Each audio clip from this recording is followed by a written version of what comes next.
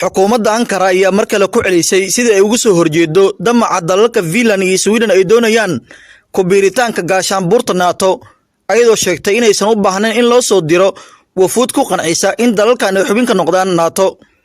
Ankara waxay si weyn ugu carootay talaabada dalalkan ay ku martigeliyeen kooxaha Kurdiyiinta marsii horeysay dowladda Sweden ayaa si rasmi ah ugu dhawaaqday go'aankeeda inay ku biirayso NATO. Sidoo kale Finland ayaa iyadana hore u sheegtay inay doonayso inay xubin ka noqoto NATO.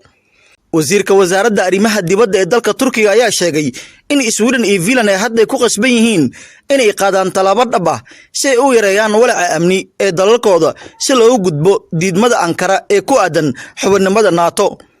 wasiirka arrimaha dibadda dalka Turkiga ayaa sheegay in wafuudda ka kala socotay labada dal ee waqooyiga Yurub ay dib ugu laabteen dalalkoodii ayagoo wata dalabaadka Turkiga kadib booqasho ay ku tageen toddobaadkan Ankarana ay sugayso jawaabahooda.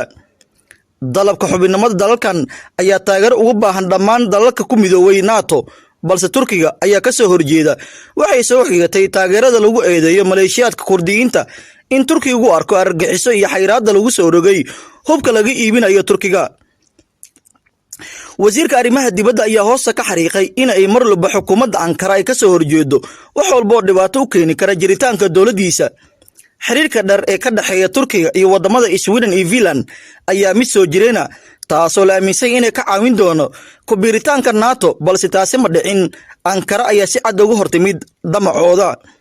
tan iyo markii uu bilowday dagaalka Ruushka uu ku qaaday Ukraine waxaa sii xoogeystay walaaca amni wadamada Sweden iyo Finland kuwaas oo Ruushka ku eedeeyay inay wadaan qalqalgelin amni taasoo awgeedna ay ku kaliftay inay ku biiraan gaashaanbuurta NATO.